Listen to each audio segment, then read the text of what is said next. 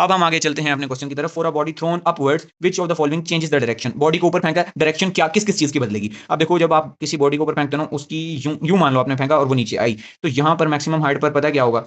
अच्छा सिर्फ ऊपर फेंका है ना आपने, तो हमारा ये तो पैराबोलिक पाथ हो जाएगा ना। सिर्फ अगर हम मान लेते हैं कि हमने ऊपर फेंका और बॉल नीचे आई, ठीक है, तो जब आपने ऊपर फेंका वेलोसिटी की डायरेक्शन ऊपर की तरफ होगी, और जब आपकी बॉल नीचे आएगी तो वेलोसिटी की डायरेक्शन नीचे की तरफ हो जाएगी। तो वेलोसिटी तो अपनी डायरेक्शन बदल रही है। क्या एक्सेलरेशन ड्यू टू ग्रेविटी अपनी डायरेक्शन बदलती है? कतई नहीं। एक्सेलरेशन जी की डायरेक्शन हमेशा डाउनवर्ड होती है, टुवर्ड्स अर्थ होती है, तो बीटा गलत हो गया। बोथ वेलोसिटी एंड डिस्प्लेसमेंट, क्या डिस्प्लेसमेंट अपनी डायरेक्शन बदलेगा? अच्छा भाई डिस्प्लेसमेंट होता क्या है? इनिशियल और डिस्प्लेसमेंट क्या होता है? Shortest distance between the initial and final position. और यूं कह लो कि अगर डिस्प्लेसमेंट की डायरेक्शन बतानी है तो हमेशा इनिशियल पॉइंट से फाइनल की तरफ होगी। फाइनल, ठीक है, इनिशियल से फाइनल की तरफ होती है डायरेक्शन डिस्प्लेसमेंट की। तो आपने जब ऊपर फेंका तब भी आपकी इनिशियल पॉइंट ग्राउंड था, और फाइनल पॉइंट आपका क्या है? फाइनल पॉइंट आपका क्या होता है इसमें? फाइनल पॉइंट आपका है कि ये ऊपर गई है बॉल। सो पहले डिस्प्लेसमेंट बढ़ेगी, फिर जब बॉल नीचे आ रही होगी तब भी डिस्प्लेसमेंट का एरो अपवर्ड ही होगा, लेकिन वो एरो छोटा होता चला जाएगा। समझ आ रही है? यानी डिस्प्लेसमेंट की डायरेक्शन नहीं बदल रही, डिस्प्लेसमेंट की मैग्नीट्यूड बदल रही है। वजह वजह यह है कि आपकी जो डिस्प्लेसमेंट है ना, मतलब जो आपकी बॉल है वो वापस से अपने उसी पॉइंट पर आ रही है। तो पहले डिस्प्लेसमेंट स्टार्ट में मान लो ये थी, फिर वो डिस्प्लेसमेंट इतनी हो जाएगी, फिर इसमें इतनी हो जाएगी, इतनी। इनिशियल से फाइनल पोजीशन की तरफ डायरेक्शन होगी, लेकिन एरो बाद में छोटा हो जाएगा क्योंकि बॉल अपनी इनिशियल स्टार्टिंग पॉइंट ग्राउंड पे वापस आ रही है। अब आते हैं इधर। अच्छा मोशन ऑफ द बॉडी, यहाँ पे वही सारी बातें हैं। अपवर्ड में वेलोसिटी पॉजिटिव है, डाउनवर्ड में वेलोसिटी नेगेटिव है। यानी यहाँ पे ग्रीन एरो से दिखाया, यहाँ पे रेड एरो से दिखाया। वेलोसिटी ने तो अपनी डायरेक्शन बदल ली है। एक्सेलरेशन ड्यू टू ग्रेविटी अपनी डायरेक्शन नहीं बदलती। हाईएस्ट पॉइंट पे भी डाउनवर्ड है, ड्यूरिंग मोशन भी डाउनवर्ड है। डिस्प्लेसमेंट की बात की जाए तो आपके पास क्या होगा? Displacement is measured from the initial point, it increases upward, become maximum at high point, and highest point पे मैक्सिमम हो जाएगी। और फिर जब बॉल नीचे आएगी तो डिस्प्लेसमेंट कम होती चली जाएगी और इसकी डायरेक्शन नहीं बदलेगी, क्योंकि वो हमेशा ग्राउंड से ऊपर की तरफ उसकी डायरेक्शन है। ठीक है, तो फाइनल कंक्लूजन ये हुआ कि वेलोसिटी नहीं अपनी डायरेक्शन बदली, तो हमारा आंसर हो गया वेलोसिटी अल्फा।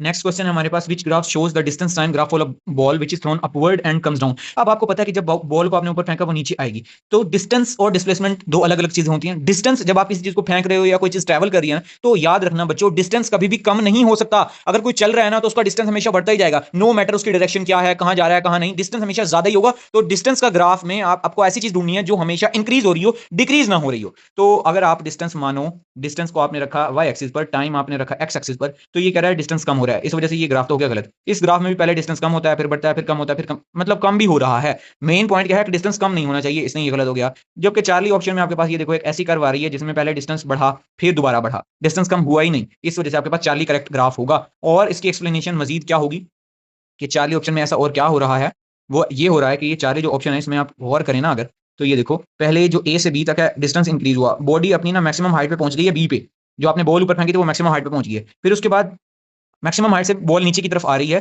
तो फिर दोबारा से देखो यहाँ पे एक हल्का सा बी के बाद हल्का सा फ्लैट कर्व सा आया है, पोज आया है। उसके बाद बॉल जो है वो कर्व जो है वो मजीद ज्यादा तेजी से ऊपर जाने लगी है, क्योंकि आपको पता है कि जब बॉल ऊपर जाती है तो वो मैक्सिमम हाइट पे थोड़ी देर के लिए रुकती है, जस्ट फॉर अ सेकंड, एक सेकंड से भी कम टाइम के लिए रुकती है। फिर उसके बाद वो बॉल नीचे आती है तो डिस्टेंस दोबारा इंक्रीज होने लग जाता है। सो ये रीजन था, इसका आंसर हो गया चार्ली। ठीक है, ये वही आपको बताया गया है। नेक्स्ट क्वेश्चन है आपके पास कि आपने जो है पोटेंशियल एनर्जी का सिंपल फॉर्मूला बताना है। बच्चों आपको पता है कि जो काइनेटिक मैक्सिमम काइनेटिक एनर्जी होती है एट द मैक्सिमम हाइट, जो पोटेंशियल एनर्जी होती है, उन दोनों का फॉर्मूला आपको याद होना चाहिए। पोटेंशियल एनर्जी का ये फॉर्मूला होता है और काइनेटिक एनर्जी का ये फॉर्मूला होता है। बाकी आपके पास सोल्यूशन भी है कि किस तरह से ये आता है, इसको आपने देख लेना है कि ये काइनेटिक एनर्जी इनिशियल थी, ये वर्टिकल स्पीड थी इनिशियल, और आपने इसमें ये पुट किया तो आपके पास वर्टिकल इनिशियल काइनेटिक एनर्जी आ गई जो आपने उसको दी है। फिर उसके बाद मैक्सिमम हाइट पर वही काइनेटिक एनर्जी पोटेंशियल में चेंज हो जाएगी, तो मैक्सिमम हाइट पर जो पोटेंशियल एनर्जी है वो इनिशियल वर्टिकल काइनेटिक एनर्जी के बराबर होती है, ये भी याद रख लेना है। सो रेंज किन एंगल्स पर मैक्सिमम सेम होगी? ऐसे एंगल जिनका सम 90 के बराबर होता है। ये आ रहा है तकरीबन 60 डिग्री के बराबर, ये आ रहा है कितना भला 90 के बराबर, तो बीटा आपका करेक्ट आंसर होगा। ये आ रहा है 45 के बराबर, और ये आ रहा है 90 तो नहीं आएगा ना, 90 प्लस 45 कितना होगा 135, तो ये तो गलत हो गया। सिंपल आंसर था beta is a right choice. So beta is a right answer, क्योंकि जिनका एंगल का सम कॉम्प्लीमेंट्री एंगल जिनका 90 डिग्री होता है उन पे रेंज जो होती है वो सेम होती है। अब हम आगे चलते हैं। नेक्स्ट क्वेश्चन है, for a particle of a constant mass which of the following graphs represent energy and momentum. Directly answers की तरफ चलते हैं क्योंकि बहुत अच्छा कंपैरिजन लिखा हुआ है। आपको पता है कि एनर्जी और मोमेंटम का जब कंपैरिजन करते हो तो आपके पास एक क्वेश्चन बन के आती है, वो होती है आपके पास क्या भला, P is equal to 2me/√, ऐसे ही होती है। या फिर उसको एक और तरीका है लिखने का, वो ये रहा, इस यहां पर लिखा हुआ है, ये तरीका है। ठीक हो गया, E is equal to p square divided by 2m। यानी आपके पास रिलेशन ये बना कि जब मास कांस्टेंट है तो आपकी energy is related to square of the momentum. So what does this mean? इसका मतलब ये हुआ कि जब आपका मोमेंटम जीरो, एनर्जी जीरो। जब आपका मोमेंटम इंक्रीज होगा तो एनर्जी में इंक्रीज जो है वो बहुत स्केयर के हिसाब से आएगा। मतलब अगर आपका मोमेंटम डबल होता है तो एनर्जी 4 गुना हो जाएगी। मोमेंटम 4 टाइम्स हुआ तो एनर्जी 16 टाइम हो जाएगी। 3 टाइम्स मोमेंटम इंक्रीज होगा तो एनर्जी 9 टाइम हो जाएगी। तो curve becomes upward steeper as p increases. अब आपके पास अगर ई और पी के दरमियान ग्राफ बनाया जाए तो अगर आप मोमेंटम इंक्रीज करो तो एनर्जी में ज्यादा इंक्रीज आना चाहिए, है ना? एनर्जी में यकदम बहुत ज्यादा इजाफा होना चाहिए। अब मैं ग्राफ पर जूम करने लगा हूं तो ध्यान से देखना है आप लोगों ने। ग्राफ पर मैंने जूम किया, ये जो अल्फा वाला ग्राफ है इसमें आपको पता है कि क्या हो रहा है? नहीं पता तो देखें। वो ये हो रहा है कि ये ग्राफ में आपके पास देखो मोमेंटम इस तरफ इंक्रीज हो रहा है। मोमेंटम की इंक्रीज करने से पहले स्टार्ट में एनर्जी इंक्रीज हुई, लेकिन फिर अचानक से वो इंक्रीज जो है वो उतना इंक्रीज नहीं आ रहा, वो कांस्टेंट लेवल तक आ रहा है। तो स्केयर वाले रिलेशन में ऐसा नहीं होता। अब सेकंड ग्राफ में ये कह रहा है कि मोमेंटम इंक्रीज हो जा रहा है लेकिन एनर्जी में कोई फर्क नहीं आ रहा, एनर्जी ना इंक्रीज हो रही है ना डिक्रीज हो रही है, तो ये भी गलत होगी बात। तीसरा ग्राफ जो है इसमें कह रहा है कि जब मोमेंटम आप इंक्रीज करते हो एनर्जी में बहुत ज्यादा इंक्रीज आता है, जिसकी वजह से आपके पास ग्राफ ऊपर की तरफ भाग जाता है, क्योंकि आपके पास वाई एक्सिस पर ई मौजूद है, एनर्जी मौजूद है। इस वजह से जैसे ही मोमेंटम यानी एक्स एक्सिस में इजाफा होता है आपके पास वाई एक्सिस में बहुत ज्यादा इजाफा होता है और ग्राफ ऊपर की तरफ मुड़ जाता है।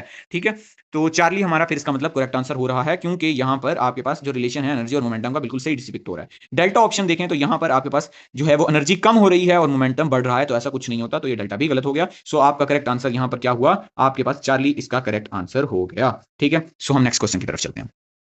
अच्छा, क्वेश्चन है if the momentum of the body increases by 20% what percentage is the increase in kinetic energy? बहुत आसान सी बात। अब यही पुरानी क्वेश्चन जो पिछले क्वेश्चन में हमने देखी, E is directly proportional to p square हो गया। अब यहां पर नया मोमेंटम आपके पास क्या है? 20% इजाफा हुआ है उसमें। तो नया मोमेंटम आपके पास पहले अगर 1 था मोमेंटम, तो उसमें अगर आप 20% इजाफा करोगे तो वो कितना हो जाएगा? 1.2 हो जाएगा।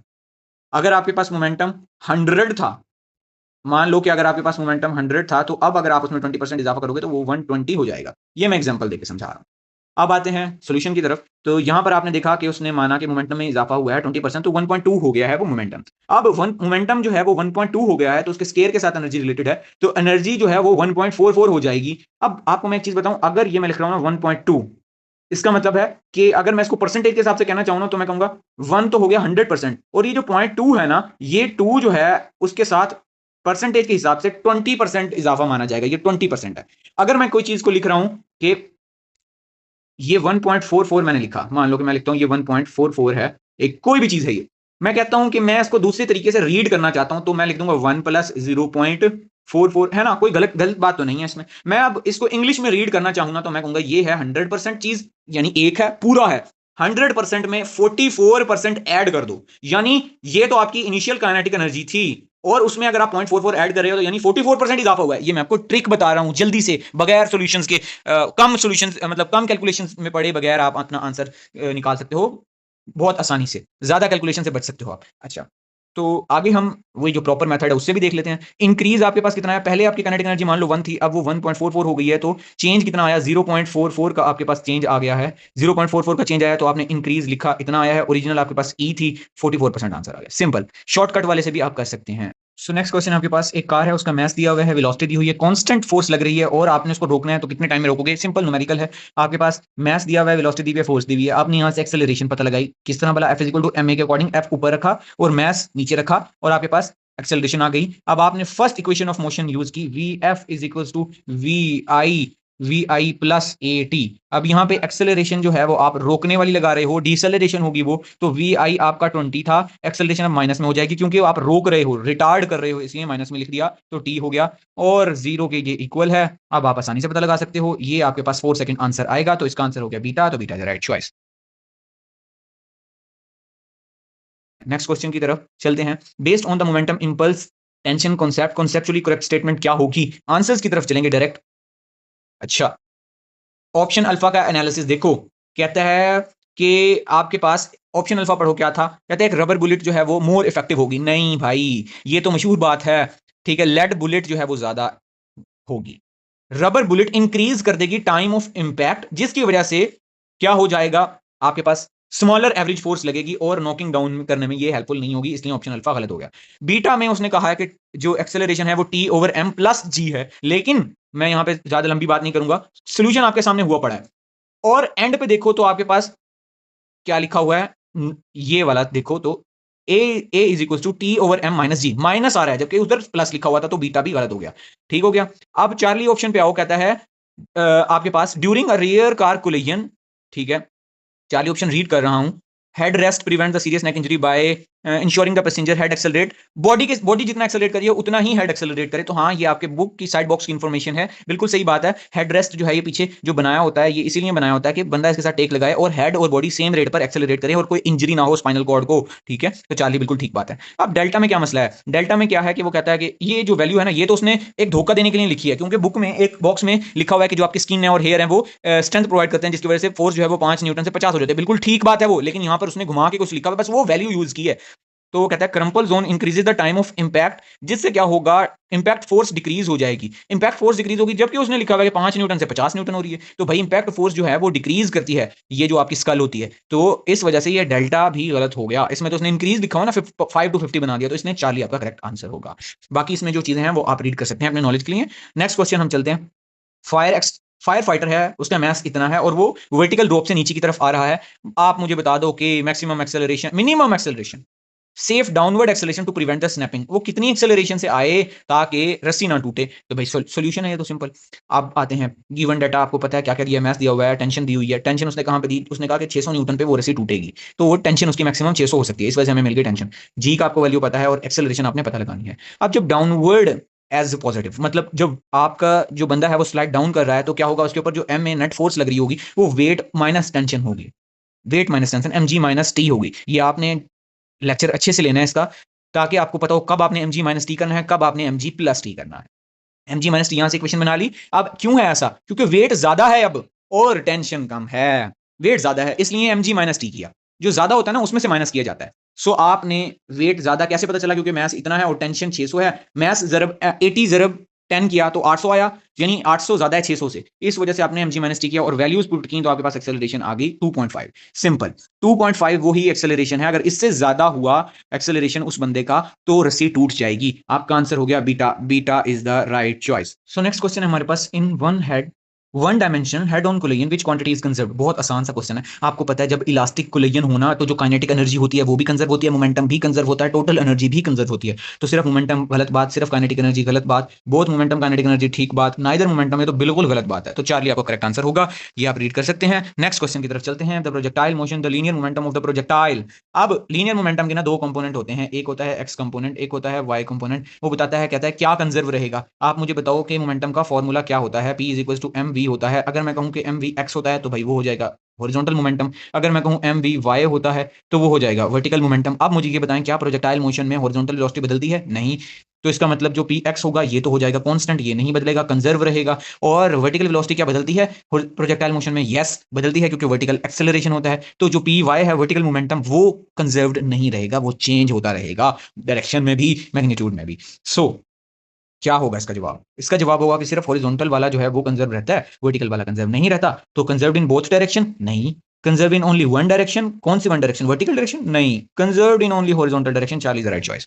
नेक्स्ट क्वेश्चन की तरफ चलते हैं कि आपके पास कोफिशिएंट ऑफ रेस्टिट्यूशन की वैल्यू पूछी गई है, तो बहुत आसान सी बात है। कोफिशिएंट ऑफ रेस्टिट्यूशन की वैल्यू आपके पास क्या होगी? इलास्टिक कोलिजन में 1 होगी, इन इलास्टिक में वो 0 से ज्यादा होगी लेकिन 1 से कम होगी, और आपके पास जो परफेक्टली इनइलास्टिक कोलिजन है उसमें 0 हो जाएगी। Coefficient of restitution measure the ratio of the relative speed of separation to the relative speed of approach. Separation ऊपर और अप्रोच नीचे। अब इलास्टिक कोलिजन में वो सेपरेशन और अप्रोच की वेलोसिटीज दोनों बराबर होंगी, इसलिए वहां पे 1 आ जाती है। इन इलास्टिक कोलिजन में पता क्या होता है, ये जो होता है ना ई की वैल्यू, ये 0 से क्या होती है, बड़ी होती है, यानी 0 पॉइंट समथिंग होगी, 0 पॉइंट समथिंग, ठीक है, और 1 से कम होगी। यानी कि यहां पे ये होगा इन इलास्टिक कोलिजन में कि जो सेपरेशन की स्पीड है वो थोड़ी सी कम होगी स्पीड ऑफ अप्रोच से, ठीक है, क्योंकि वो कुछ एनर्जी काइनेटिक एनर्जी लॉस हो जाएगी, इसलिए 1 से छोटा जवाब आएगा लेकिन 0 से स्टिल बड़ा होगा। परफेक्टली इनइलास्टिक कोलिजन में आंसर 0 इसलिए आएगा क्योंकि आपके पास दोनों बॉडीज स्टिक कर जाएंगी, सेपरेशन की वेलोसिटी 0 हो जाएगी, तो आपके पास आंसर 0 हो जाएगा। सो इसलिए इसका आंसर हो गया beta. So this was it बच्चों। अगर आपको वीडियो पसंद आई हो तो लाइक कर दें वीडियो को, और चैनल पे नए हैं तो आपने लाजमी सब्सक्राइब कर लेना है। और इसी वीडियो की डिस्क्रिप्शन में मैंने अपने व्हाट्सएप चैनल का लिंक डाला हुआ है, व्हाट्सएप ग्रुप का लिंक डाला हुआ है, जिसको आप ज्वाइन करके फ्री टेस्ट सेशन अटेम्प्ट कर सकते हैं। सो दुआ में याद रखिएगा। अल्लाह हाफिज।